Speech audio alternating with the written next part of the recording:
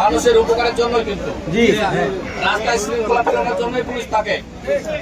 রাস্তায় শৃঙ্খলা ফেরানোর জন্যই পুলিশ থাকে। পুলিশ যদি রাস্তায় না থাকে তাহলে কি শৃঙ্খলা থাকবে?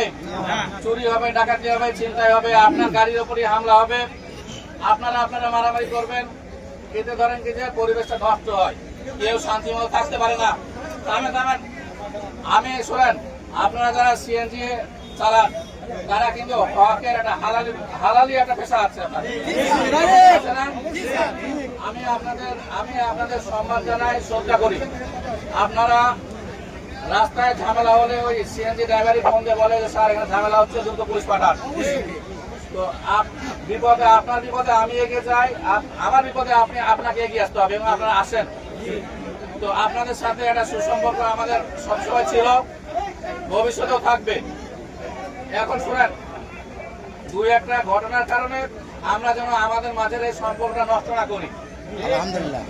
দুই একটা ঘটনার কারণে কিন্তু আমরা যেন আমাদের মাঝের সম্পর্কটা নষ্ট না করি।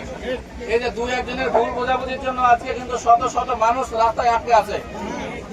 আজকে শুনেন, আজকে পুলিশ, আমার অনেক ভাই সিএনজি চালায়, অনেক ভাই অটো চালায়, কেউ বাস চালাচ্ছে না। আপনাদের অনেক সন্তান পুলিশ আছে না? তাহলে আমাদের মাঝে ভুল বোঝাবুঝি হতে পারে, সে ভুল বোঝাবুঝি ঠিক কি সেটা সম্মানজনক উপায়ে সমাধান দরকার। আপনারা আগেও গাড়ি